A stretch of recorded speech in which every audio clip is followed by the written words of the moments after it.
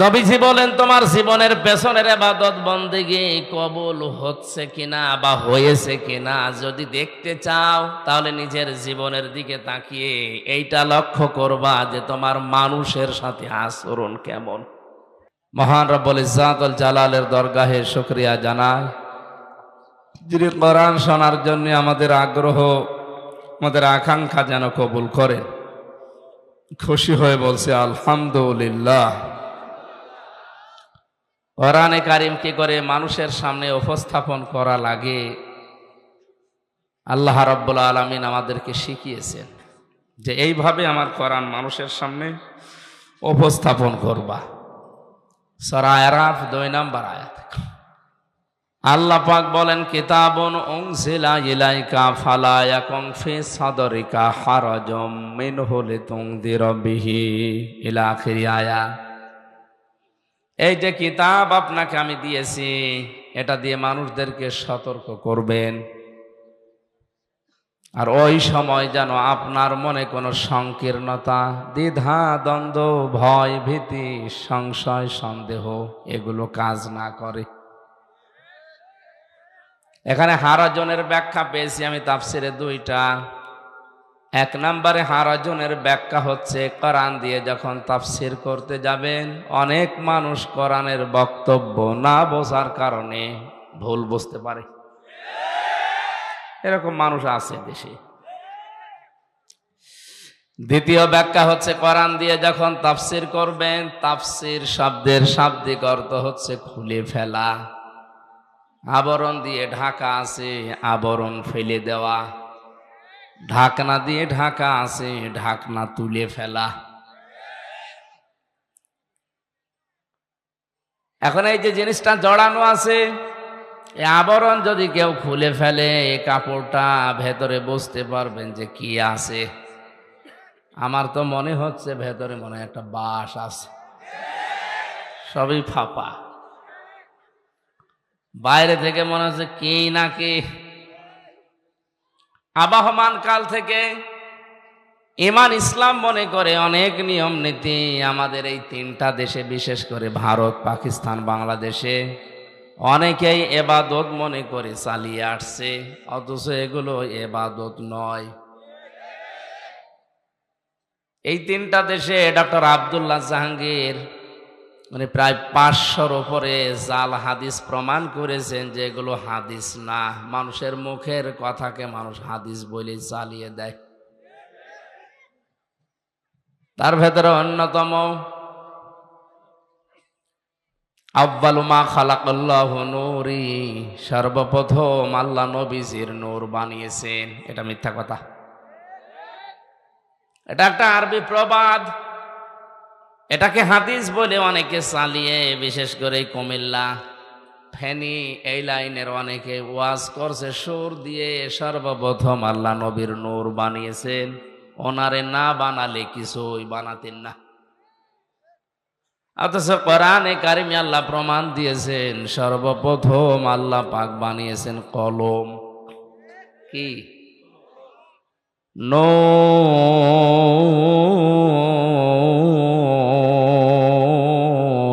আল কলামি ওয়া মা ইয়াসতুরুন।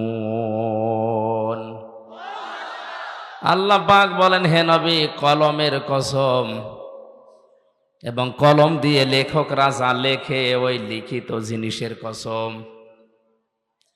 এই জন্য আমরা যারা কলম, অনেকে মনে করছে আবার কি কয়েক ইঞ্চি জিনিস, এটার এত দাম কিসের? না, তামাম দুনিয়ার যত ভালো কাজ, খারাপ কাজ, এর মূলে কিন্তু কলম।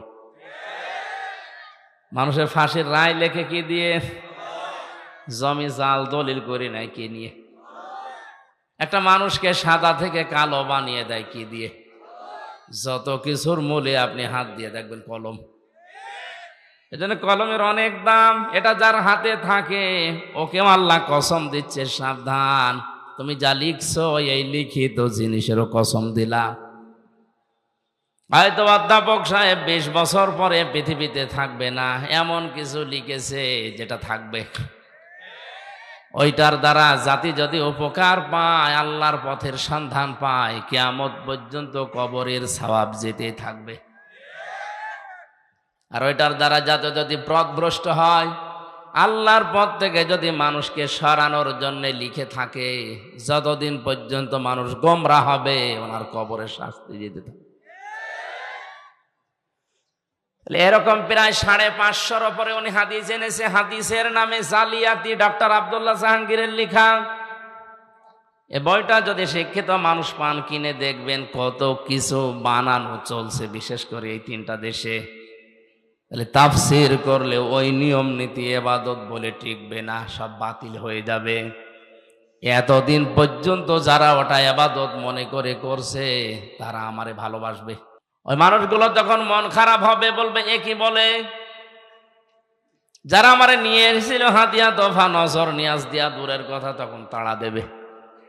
আল্লাহ জানে হারাজন দিয়ে জানিয়েছেন, কোরআন প্রচার করতে গিয়ে কারো মুখের দিকে আপনার তাকানোর দরকার নেই। কে খুশি কে বেজার ওগুলো বাদ, আমি যেটা বলতে বলেছি ওটা স্পষ্ট ভাবে বলেন। হ্যাঁ, আপনি বলবেন কার তার সামনে, ওয়াংজালনা ইলাইকা যিকরা লিতুবাইয়িনা লিন-নাস মা নুজিলা ইলাইহিম ওয়া লাআল্লাহুম ইয়াতাফাক্কারুন। সূরা নাহাল 14 নম্বর পারার 11 নম্বর পৃষ্ঠার 3 নম্বর লাইনের 44 নম্বর আয়াতের শেষের দিকে আছে। এটা তাফসিরে ফি জিলালিল কোরআনে পাবেন। আল্লাহ পাক বলেন, হে নবী, এই কোরআন, এই জিকির, এই উপদেশ বাণী আপনাকে আমি দিয়েছি, এটা শুধু চুমা খাবেন। হ্যাঁ, স্পষ্ট ভাষায় আপনি বর্ণনা দেবেন, ব্যাখ্যা করবেন। কাদের সামনে? লিন্নাস, মানুষের সামনে। কার সামনে? এই যে লাম শব্দটা আরবি গ্রামার অনুযায়ী তাফসিরে ব্যবহার হয় 13টা অর্থে। এর 1 নাম্বার অর্থ হচ্ছে লাম ব্যবহার করা হয় জীবিত মানুষদের জন্য। তাহলে কোরআন প্রচার করা লাগবে জীবিত মানুষদের সামনে না মরা মানুষের সামনে? অথচ এদেশের কৃষ্টি কালচার পাল্টিয়ে ফেলেছে অনেকে, কোরআন পড়াও হয় মানুষ মরে গেলে। আর আমার তো যতটুকু ধারণা, মানুষ মরে গেলে যদি কেউ কোরআন পড়ে, ওর জীবন যদি কোরআনের উপরে না চলে, ওর শাস্তি আরো বাড়বে। কারণ ফেরেশতা আজরাইল একা আসে না, হাজার হাজার ফেরেশতা তার সাথে আসবে। আপনি লোকটা মরে গেছে, এখন পড়ছেন ইউসিকুমুল্লাহু ফি আওলাদিকুম লিযযাকারি মিসলু হাযযিল উনসায়াইন। আল্লাহ পাক ঘোষণা দিয়েছেন, পৃথিবীর বাবারা জমি জায়গা যখন ভাগ বন্টন করবা, 1 ছেলেকে যা দিবা 2 মেয়েকে তাই দিবা, এটা আমার আইন। এটা কি? যে লোকটা এই ভাগ এই বন্টন ঠিক মতো না করে ছেলের নামে সব লিখে দিয়ে মেয়ের মাথায় হাত দিয়ে বলে, মা তোর জন্য দোয়া করে দিলাম, ফেরেশতার রুগতা দেবে না, এই বেটা এ আয়াত তোর জীবনে ছিল? ভাই কথা বলছে না কেন? এরকম পড়তে পড়তে যত যাবে, ওর জীবনে তো একটাও মেলে না। ওর পরিবার কোরআন দিয়ে চলে নাই। আকরনা ফি বুয়ুতিকুন্না ওয়ালা তাবাররাজনা তাবাররুজাল জাহিলিয়াতিল উলা। হে পৃথিবীর মেয়েরা, মুসলিম বলে যদি দাবি করো, ঘরের পরিবেশে থাকবা, বাইরে যদি যেতে হয় জাহিলি যুগের মেয়েদের মতো রূপ সৌন্দর্য প্রদর্শন করে বের হবা না। এটা আমার আইন। এটা কি? প্রথম শব্দ কি? আকরনা ফি বুয়ুতিকুন্না, তোমরা থাকবা ঘরের পরিবেশে। ঘরের ভেতরে থাকবা এ কথা না। ঘরের ভেতরে যেমন জানালা আছে, দরজা আছে, ভেন্টিলেটর আছে, বাইরে যদি যেতে হয় অসুবিধা নেই, সব জায়গায় যেতে পারবা, কিন্তু এরকম একটা কিছু দেওয়া লাগবে। জাহিলি যুগের মেয়েরা যেভাবে বের হতো, ওইভাবে যদি বের হও, পেছনের যে আমল আখলাক গুলো 2-1টা ছিল, ওগুলো আমি আল্লাহ সব ব্যর্থ করে দেব, নষ্ট করে দেব। তাফসিরে কাবিরের ভেতরে, খাজেনের ভেতরে পেয়েছি, তাবাররুজের অর্থ হয় 3টা। কয়টা? এক নম্বরে তাবাররুজের অর্থ, কোনো মহিলা যখন রাস্তাঘাটে আসার নিয়ত করে বের হয় তখন তার সাজগোজ বেড়ে যায়। দ্বিতীয় নম্বরে যখন বাইরে আসে তখন পোশাক আটসাট হয়ে যায়, ছোট খাটো চোস পায়জামা পরে যারা, এটা হারাম, জায়েজ নেই মেয়েদের জন্য। তিন নম্বরে মেয়েরা যখন রাস্তায় আসে তখন মাজা হেলে দুলে চলতে থাকে। এই যে তাবাররুজের তিনটা অর্থ বললাম, এই তিনটাই তো আমি বানালাম নাকি? হ্যাঁ, যারা ব্যাখ্যা করে কোরআনের তাফসির লেখে তারা লিখেছে এটা অবশ্যই তারা সাহাবীদের থেকে, নবীর কাছ থেকে এই ব্যাখ্যাটা পেয়েছে, না তো লিখতো না। আপনি বলেন তো তাবাররুজের এই তিনটা অর্থ কোন মেয়ে লোকের ভেতরে এখন পাওয়া যায় না? যায় না। এই জন্যে বিশ্বনবী কোন মহিলাকে কিন্তু দাজ্জুস বলে গালি দেননি, উনি গালি দিয়েছেন আদ-দাজ্জুসু লা ইয়াদখুলুল জান্নাহ। শব্দের দিকে খেয়াল করেন, এটা কিন্তু মুযাক্কার পুরুষবাচক শব্দ। ওই পুরুষকে দাজ্জুস বলা হয় যে তার মেয়েকে, যে তার বোনকে, তার মাকে, তার বউকে পর্দায় রাখতে পারে না, ওটা যেই হোক ও দাজ্জুস। ইয়াদখুলু মুজারে বর্তমান, ভবিষ্যৎ, প্রেজেন্ট, ফিউচার। দাজ্জুস লোকটা জান্নাতে মরে গেলে যাচ্ছে না, যাবেও না। এই আয়াত যখন হাফেজ সাহেব আপনার লাশের পাশে পড়বে, আপনার বউ তো যে কায়দায় চলছে, আপনার মেয়ে যে কায়দায় চলছে, বলেন তো ফেরেশতার মনে ছিল না?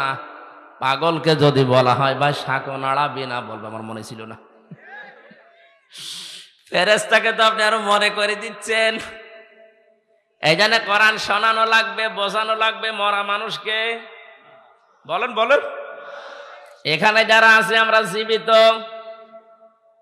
কোরআন যেভাবে উপস্থাপন করার ধরন আমরা পেলাম, আমরা আজ সামনে নিয়ে তাফসির মাল কোরআন মাহফিল লিখেছেন, আমরা তেলাওয়াত কিন্তু আয়াত থেকে তাফসির আকারে বলা শুরু করব ইনশাআল্লাহ। আর কোরআনে কারীম যদি কাউকে হেদায়েতের পথ দেখাতে না পারে, জান্নাতের পথ বলে দিতে না পারে, বিশ্বাস করেন কোরআনে আছে যালিকাল কিতাবু লা রাইবা ফি। এখানে আলেম নেই? আমার আগে যিনি কথা বলছিলেন এই যে আলেম, এই যে কিতাবের আগে আলিফ লাম দেওয়া আছে, বগুড়াবাসী কথা 2 ঘন্টা 5 ঘন্টা দরকার নেই। বিশ্বনবী পৃথিবীতে সর্বশেষ ভাষণ দিয়েছিলেন মাত্র 27 মিনিট। এটা এমন ঐতিহাসিক ভাষণ, কিয়ামত পর্যন্ত মানুষ এই ভাষণটা নিয়ে গবেষণা করছে, কুল কিনারা আজও শেষ করতে পারেনি। ওনার 27 মিনিটের বক্তব্যে তামাম দুনিয়া চলে, আর আমরা 27 ঘন্টা বললেও কথা শেষ হয় না, কারণ আমাদের কথায় কোনো মাল মশলা নেই, কথা অল্প শোনেন। আলিফ লাম দেওয়ার কারণ হচ্ছে, আমরা অনেকে মনে করি আয়াতটা দিয়ে আল্লাহ বোঝাতে চেয়েছেন জালিকাল কিতাবু লা রাইবা ফি, এই কিতাবে কোনো সন্দেহ নেই, ভুল নেই, হ্যাঁ মাস্ট বি, এটা ঠিক আছে। কিন্তু বাস্তবতা হচ্ছে আলিফ লাম দেওয়ার পেছনে কারণ, পৃথিবীতে একটা মাত্র কিতাব আল্লাহ নাজিল করেছে যেটা দিয়ে মানুষকে জান্নাতের পথ দেখাতে পারে, তার নাম কোরআন শরীফ। কোরআন ছাড়া জান্নাতের পথ আপনাকে পৃথিবীর অন্য কোনো কিতাব দেখাতে পারবে না। এমনকি হেদায়েত দেওয়ার মতো কোনো কিতাব এখন আর দুনিয়ায় নেই কোরআন বাদ দিয়ে। আয়াতের ব্যাখ্যায় আমি হাদিস পেয়েছি, আল্লাহর নবী বলেন মানিত্তাবা আল হুদা বিগাইরিল কোরআন আদাল্লাহুল্লাহ, তিরমিজির হাদিস। আল্লাহর নবী বলেন কোরআনে কারীম বাদ দিয়ে পৃথিবীর কোন জায়গায় যদি কেউ ছোটাছুটি করে, দৌড়িয়ে যায়, তার নিয়ত যতই ভালো থাকুক যে আমি ভালো হতে যাচ্ছি, এই ভালো করে শোনেন, কোন মানুষের নিয়ত যত বড় শুদ্ধ থাক, ভালো থাক, সহি থাক যে আমি ভালো হতে যাচ্ছি, কিন্তু সেখানে যদি কোরআন না থাকে, কোরআনের কর্মসূচি না থাকে, এই হাদিসের ব্যাখ্যা হচ্ছে আদাল্লাহুল্লাহ। শব্দটা খুব মারাত্মক শব্দ, আদাল্লা ইউদিল্লু বাবে ইফআল থেকে এসেছে। বাংলা অর্থ কি দাঁড়ায় জিজ্ঞাসা করেন তো? যদি নবী দল্লা দিতেন, দল্লা ইয়াদিল্লু, বাংলা অর্থ আসতো আপনি নিজেই নিজেকে খারাপ বানিয়ে ফেলেছেন। কিন্তু আদাল্লা শব্দ আসার কারণে বাংলা অর্থ দাঁড়াবে আপনার হয়তো নিয়ত ভালো ছিল, কিন্তু কোরআন সেখানে ছিল না। এই জন্য আল্লাহ নিজে দায়িত্ব নিয়ে আপনাকে খারাপ বানাবে। এ কথার লোড টের পাচ্ছেন কত? হেদায়েত দেওয়ার একচ্ছত্র মালিকানা হামজার। কার? বলেন বলেন। আমরা সবাই বিশ্বাস করি মানুষকে হেদায়েত দিতে পারে শুধুমাত্র কে? এটা নবীজিও পারে না। নবীজি যদি পারতেন ওনার চাচা আবু তালেবকে মুসলমান বানিয়ে ফেলতেন। কানের কাছে যে বলেছিলেন, ইয়া আম্মি আবি তালিব কুল লা ইলাহা ইল্লাল্লাহ হাজ্জুল লাকা ইনদাল্লাহি ইয়াউমাল কিয়ামা, রাহুল বুখারী। হে চাচা, জোরে বলা লাগবে না, আমার কানের কাছে মুখ নিয়ে শুধু আস্তে করে আল্লাহর ঘোষণা দেন যে লা ইলাহা ইল্লাল্লাহ মুহাম্মাদুর রাসূলুল্লাহ বলার দরকার নেই, কারণ ওটা আমি নিজেই জানি। আপনি শুধু আল্লাহর ঘোষণাটা আমার কানের কাছে শোনান যে আমি সাক্ষী আছি, তাহলে কিয়ামতে ঝগড়া করে আপনাকে আমি জান্নাতি দিয়ে দেব। পাশে দাঁড়িয়েছিল আবু সুফিয়ান আর আবু জেহেল। ডাক দিয়ে বলে, নেতা পড়বা, সারা জীবন বাপদাদার ধর্ম অনুসরণ করলে, এখন এই নতুন ধর্ম ভাতিজা এনেছে, এইটা মেনে নিয়ে কলঙ্কিত হবা। নবীজির মুখের দিকে তাকিয়ে বলে, ভাতিজা মোহাম্মদ, তুমি আমারে মাফ করে দিও, আমি পারলাম না। আমি এইটা পড়ে যদি মারা যায়, মানুষ আমারে কা পুরুষ বলবে, ভীরু বলবে। তুমি আমারে মাফ করে দিও। নবীজির মন খারাপ হয়ে গেল। আল্লাহ জিবরাইলকে বললেন, যান এই আয়াতটা নিয়ে ওনাকে শোনান। ইন্নাকা লা তাহদি মান আহবাবতা ওয়ালাকিন্নাল্লাহা ইয়াহদি মান ইয়াশা। সূরা কাসাস ২০ নম্বর পারা ১১ নম্বর পৃষ্ঠার ১০ নম্বর লাইনের ৫৬ নম্বর আয়াতের প্রথম অংশে আছে। এটা ইবনে কাসিরে পাবেন। আল্লাহ পাক বলেন, হে নবী, মন খারাপ করেন কেন? হেদায়েতকে আমি আপনার হাতে দিয়েছি যে যাকে ভালোবাসেন তাকে দিয়ে দেবেন। আপনি যাকে পছন্দ করেন, ভালোবাসেন, তাকে আপনি দিতে পারবেন না। আমি জানি হেদায়েত কাকে দিতে হয়, ওটা আপনার চাইতে আমার ভালো জানা আছে। এই লোকটা আপনার চাচা, আমি জানি। সারা জীবন আপনাকে লালন পালন করেছে, বাড়িতে রেখে আমি দেখেছি, কিন্তু লোকটা তো মন নেই।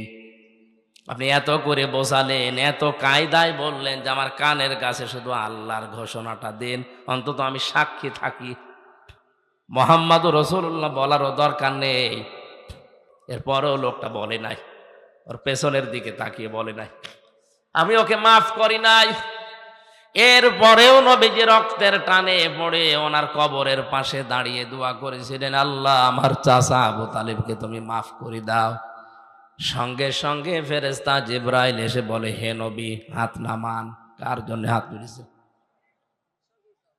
মা কানা লিন-নাবিয়্যি ওয়াল্লাযীনা আমানু আইয়াস্তাগফিরু লিল মুশরিকিন ইলা আখিরি আয়া। সূরা তাওবা 11 নম্বর পৃষ্ঠার 4 নম্বর 11 নম্বর পারার 4 নম্বর পৃষ্ঠার 4 নম্বর লাইনের 113 নম্বর আয়াতের প্রথম অংশে আছে। এটাও ইবনে কাসিরে আছে। তাফসিরে ইবনে কাসিরে আল্লামা ইমাদউদ্দিন রাহমাতুল্লাহ আলাইহি বলেন, নবীজি যখন হাত তুলেছিলেন, আল্লাহ বললেন ফেরত দেন। আপনার মাথা যদি মগজ থাকে, ভাবেন তো, যে লোকটা কোনোদিন হাত তোলা লাগে না, মনের ভেতরে কামনা আসলেই কবুল হয়ে গেছে। নবীজিকে আল্লাহ এত বড় পাওয়ার দিয়েছিলেন, উনি হা বললে হালাল হয়ে যেত, না বললে তামাম দুনিয়ার জন্য ওটা হারাম হয়ে যেত। এই দুনিয়ায় বসে একবার আঙ্গুল ইশারা করেছিলেন, চাঁদ 2 টুকরা হয়ে গেছে। এই পৃথিবীর ইতিহাসে এইটাই প্রথম, এইটাই শেষ। জমিন থেকে শুধু পা তুলেছিলেন, একবারে চলে গেছে আরশে। সুবহানাল্লাহ বলতে পারেন না? তার যে ক্ষমতা, পাওয়ার আপনি টের পেলেন কি? কোন জায়গার তার মর্যাদা কি? তিনি সারে শরীয়ত প্রণেতা। শুধু আল্লাহ বিধান দিয়েছেন তা না, উনিও সেটা হালাল বলতেন হালাল, হারাম বললে হারাম। এত বড় পাওয়ার তার। এই লোকটা হাত তুলে বসে আছে, জিবরাইল এসে হাত নামিয়ে বলছে, হাত নামান। কার জন্য হাত তুলেছেন আপনি? এই লোকটা আপনার চাচা, আল্লাহ জানে, কিন্তু লোকটা তো মুশরিক। লোকটা কি? কোন নবীর জন্য, কোন ইমানদারের জন্য এটা জায়েজ না, শোভনীয় না, উচিত না, বৈধ না যে কোনো মুশরিকের জন্য আল্লাহর কাছে ক্ষমা চাবে, ওয়ালাউ কানু উলি কুরবা, যদিও ওইটা নিজের নিকট আত্মীয় হয়। বগুড়াবাসী কিন্তু বিবেক খাটান, বিশ্ব নবীর মতো এত বড় পাওয়ারফুল লিডার দুনিয়াতে আর আসে নাই, কিয়ামত পর্যন্ত আসবে না।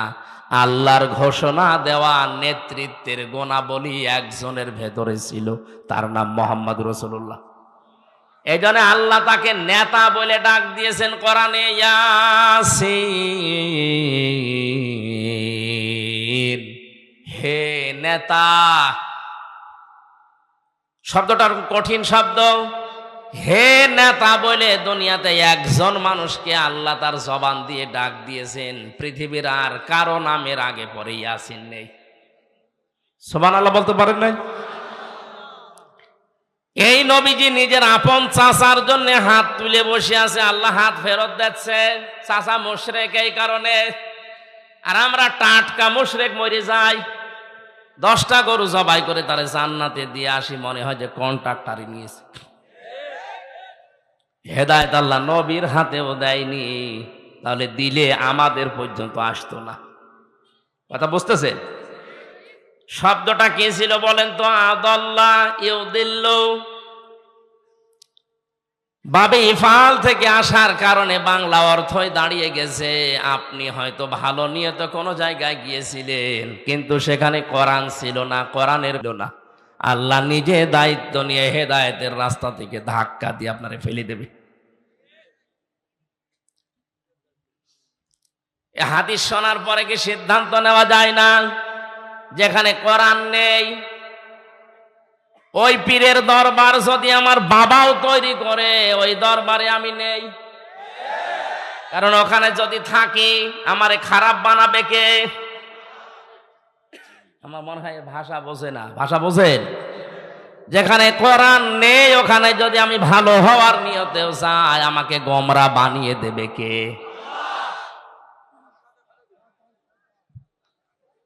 এর বাস্তব প্রমাণ বাংলাদেশের এই দরবারগুলোর দিকে তাকান। 48,000-এর উপরে সরকারি জরিপে এখন পীর। অধিকাংশ দরবারে দেখতে পাচ্ছি আমরা মানুষ যাওয়ার পরে আরো ভালো হওয়ার পরিবর্তে খারাপ হয়ে যাচ্ছে। আমাদের কুষ্টিয়ার লালনের মাজার, মানুষ ভালো হওয়ার নিয়েতে এই বগুড়া কুড়িগ্রামে সমস্ত জেলা থেকে বউ, ছেলে, মেয়ে, বেটার বউ নিয়ে যাচ্ছে। ভালো হওয়ার পরিবর্তে আরো খারাপ হয়। আগে বিড়ি খেত না, এখন বিড়ি খায়। আগে গাঁজা কি চিনত না, এখন গাঁজা খায়। ও লোকটা ভালো হয়েছে না খারাপ হয়েছে? খারাপ হওয়ার পেছনে কারণ আমি পেয়েছি হাদিসটা। কোরআন ওখানে চলে না, ওখানে প্রকাশ্য শিরিক চলে। আর আমার তো যতটুকু ওর পাশেই বাড়ি, বাস্তবে দেখেছি সারা বাংলাদেশ মিলিয়ে আপনি যতটুকু গাঁজা পাবেন তার চাইতে বেশি গাঁজা পাওয়া যাবে দরবারে। বিভিন্ন জায়গার নাম নাই নিলাম। তাহলে সিদ্ধান্ত নিয়ে ফেলেছেন যেখানে কোরআন নেই আমি মরণের আগে ওখানে আর যাব না। এটা শুধু সামিয়ানার নিচে না, মানে ওয়াজ তো হয়ে গেছে। এই কথাটা মেনে নিলে এদেশে আর কিছু থাকবে? কোরআন যেখানে নেই ওইরকম দল যদি আমার বাবাও প্রতিষ্ঠা করে, ও দলে আমি নেই। এইটা হালকা রাজনীতি না? মানে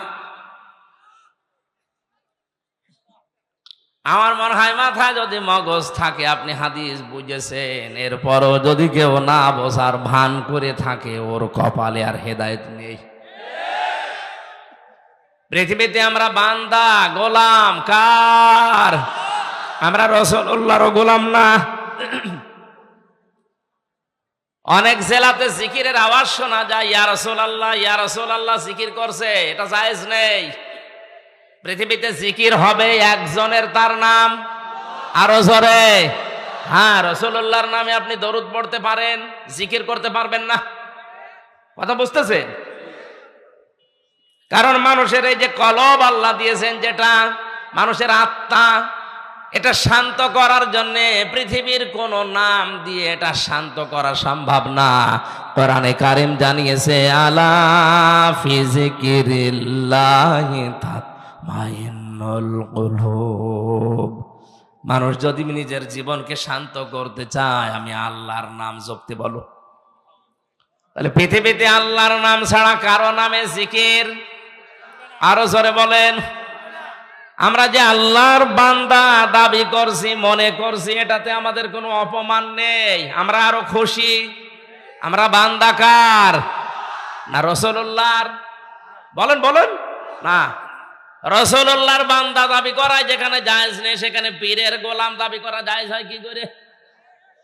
সুতরাং এরকম ভুল পথে যারা আছেন ফিরে আসবেন। এই পৃথিবীতে আমরা একজনের বান্দা, গোলাম, দাস, সার্ভেন্ট যাই বলেন, তিনি আমাদের মালিক আল্লাহ। জবান খুলে বলেন কে? ওই আল্লাহ বলেন, আমার বান্দা যারা দাবি করবে তাদের ভেতরে 12টা গুণ পাওয়া যাবে, নারী হোক আর পুরুষ হোক।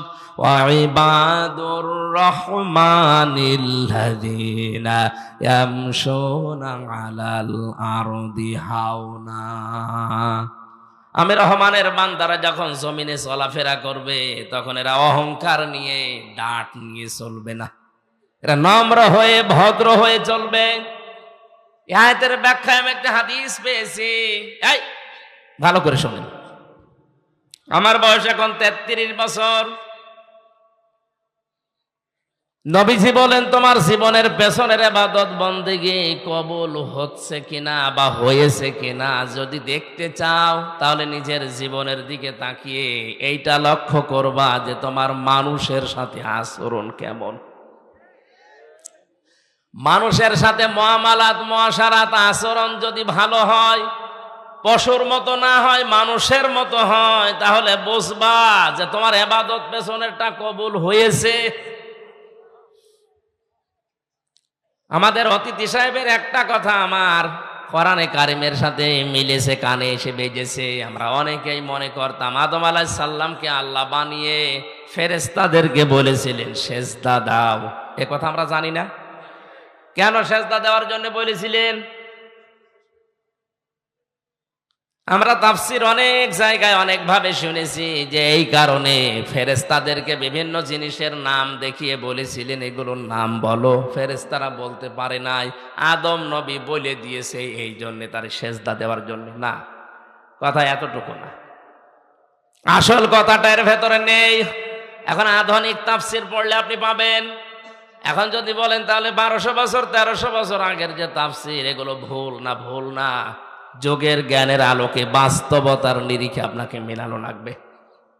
1500 বছর আগে কেউ কল্পনা করেছে যে কম্পিউটার আবিষ্কার হবে? এক কথা বলেন না কেন? ভিডিও ক্যামেরায় যে চলছে, একটা জিনিস অতীত হয়ে যাওয়ার পরে ওইটা আবার হুবহু ভাবে দেখানো যায়। এই ক্যামেরা আবিষ্কার হওয়ার আগে কারো মাথায় এই কল্পনা ছিল? কোরআনে কারিমে আল্লাহ জানিয়েছেন, ফামাইয়ামাল মিসকালা যাররাতিন খায়রান ইয়ারা। দুনিয়াতে কেউ যদি যাররা পরিমাণে ভালো খারাপ কাজ করে, কিয়ামতে তাকে ওইটা দেওয়া হবে। ঠিক আছে? না না, ঠিক নেই। হ্যাঁ, এখানে এরো আছে। কিন্তু আপনি আগের তাফসীর দেখেন, 1200 বছর আগে, 1000 বছর আগের তাফসীরে লেখা আছে দেওয়া হবে। কারণ ওই সময় তো ভিডিও ছিল না, ক্যামেরা ছিল না। ওনাকে যতই আপনি 1000 বছর আগে বোঝাতেন এটা কিন্তু তোমার দেখানো হবে, আপনাকে পাগল বলতো। কি বলেন আপনি? একটা জিনিস অতীত হয়ে যাওয়ার পর আবার দেখানো যায় কি করে?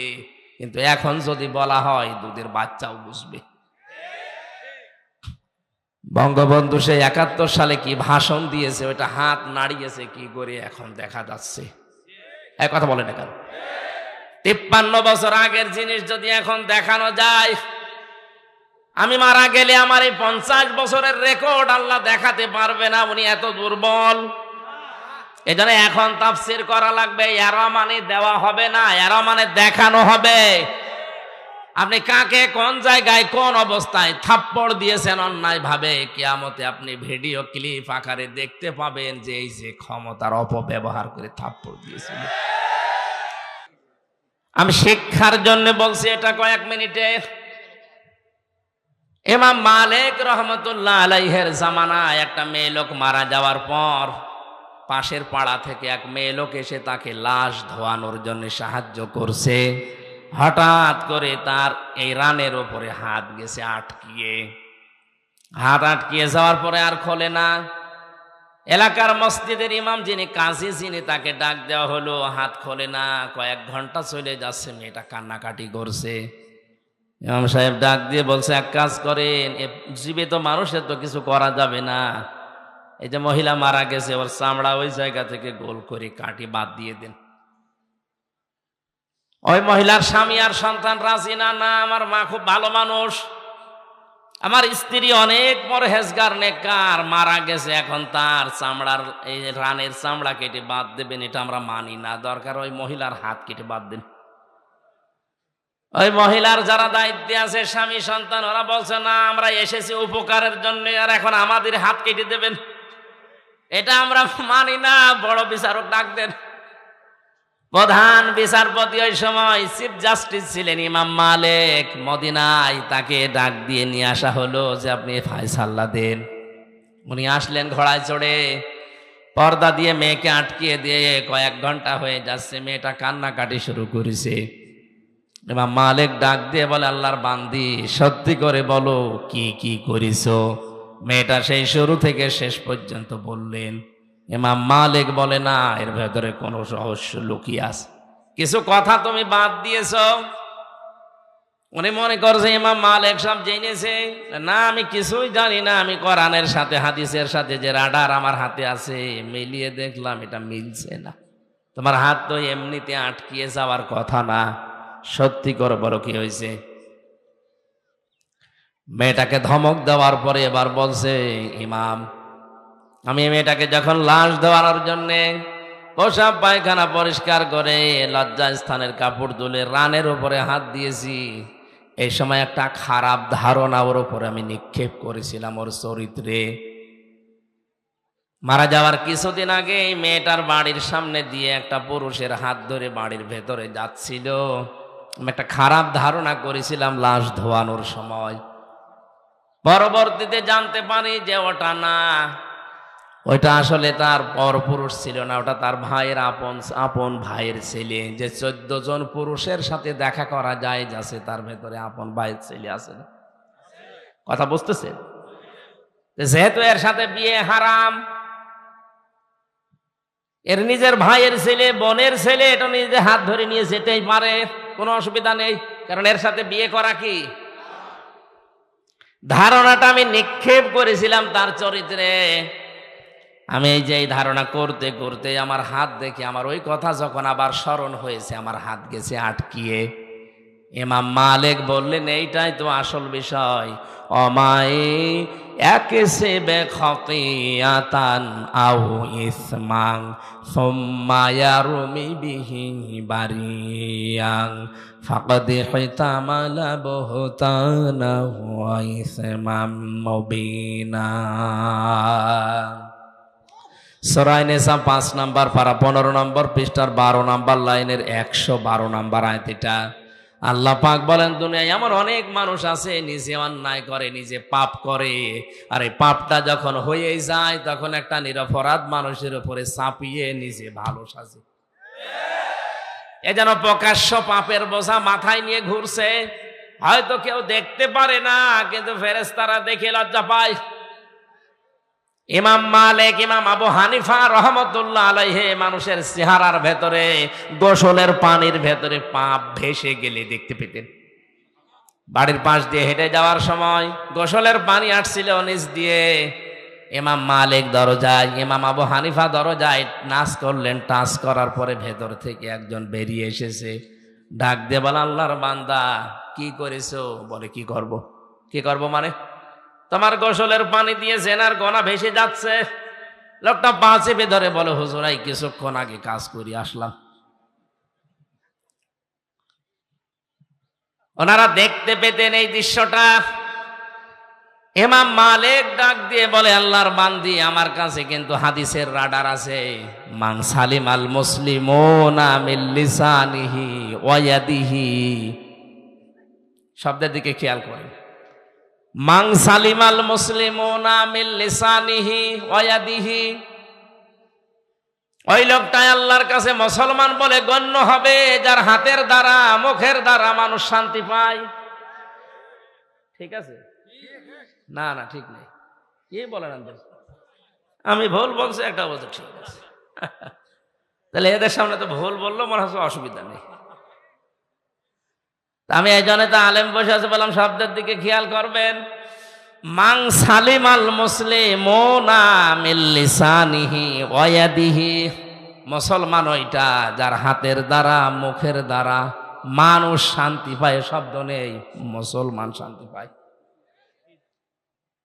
আপনি হিসাব করে বলেন তো, আপনার হাতের দ্বারা, হাত মানে এই হাত না, ক্ষমতার হাত, পাওয়ারের হাত, আইনের হাত, টাকা পয়সার হাত, প্রভাব প্রতিপত্তির হাত, দলীয় হাত। হাতে এখানে এজনের 99টা অর্থ আছে। আমার এই সমস্ত হাত দ্বারা, আমার মুখের দ্বারা আসলে মুসলমানেরা কি শান্তিতে আছে? আরো আতঙ্কে থাকে, না জানি কখন ধরে নিয়ে যায়। আপনি কি করে মুসলমান আছেন বলেন তো? আপনি নিজে মনে মনে করেন মুসলমান নেই মানে আমি গরুর গোশত খাই, আমার আগা কাটা আছে।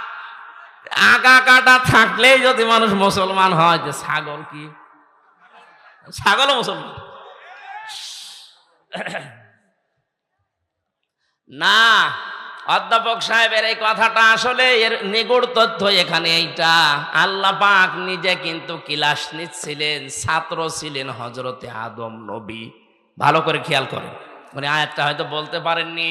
ওয়া আল্লামা আদামাল আসমাআ কুল্লাহা সুম্মা আরাদাহু আলাল মালায়েকা।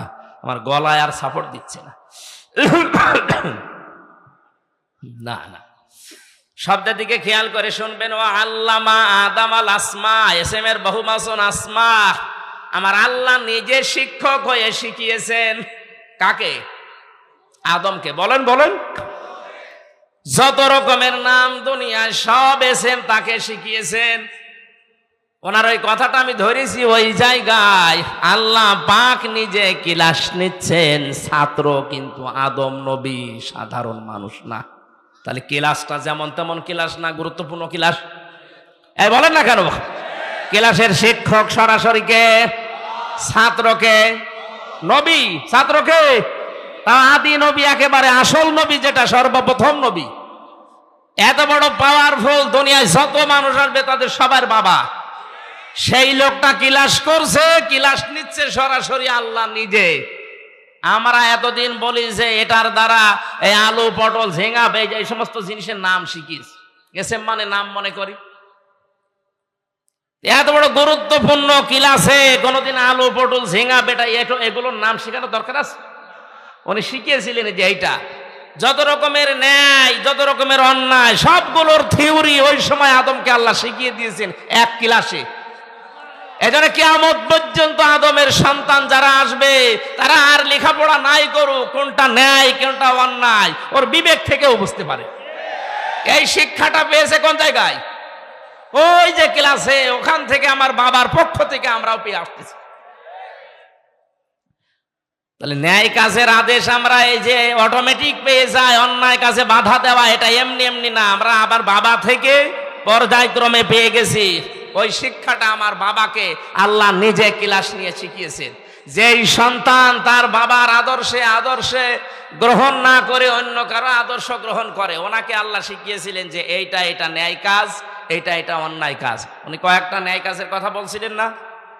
একটা মানুষ লেখাপড়া করে ফার্স্ট ক্লাস ফার্স্ট পাচ্ছে, ভার্সিটি ভর্তি হবে, সে বই কিনতে পারছে না, আপনি ভালো কাজ খুঁজে পান না, তার বই কেনার ব্যবস্থা করে দেন। অনার্স মাস্টার্স করে বসে আছে, কর্মজীবনে একটা কর্মসংস্থান তৈরি করে দেন। এর চাইতে ভালো কাজ দুনিয়ায় আর নেই।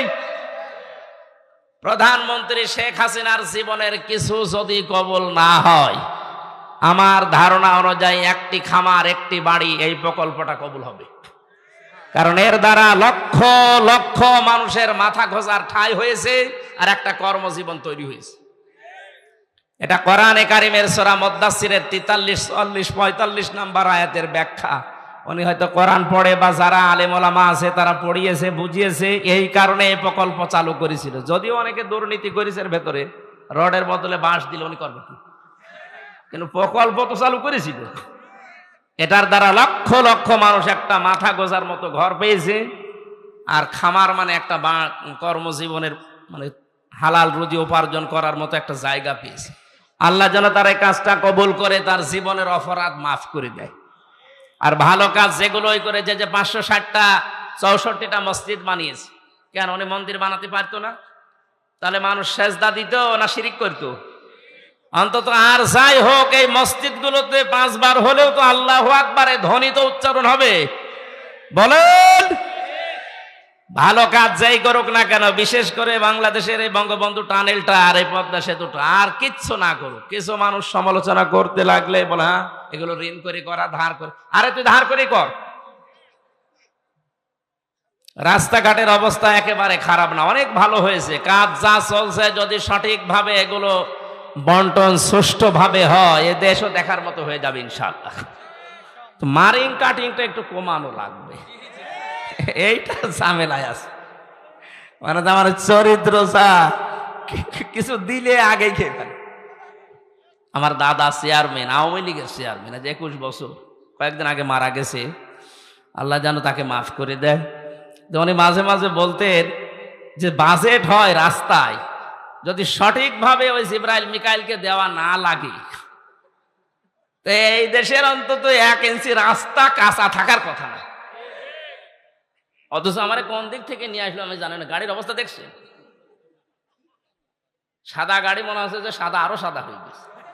কোন জায়গা থেকে কির ভেতরে নিয়ে আসলো? এই রাস্তা তো কাঁচা থাকার কথা না। এলাকায় যারা দায়িত্বে আছেন আশা করছি অন্তত জিব্রাইল মিকাইলকে না দিয়ে রাস্তাটা করেন। অনেকে রাস্তার টাকা মারিং কাটিং করে মসজিদের টাইলস লাগিয়ে দেয়, এটা পাগল ছাড়া কিছু না।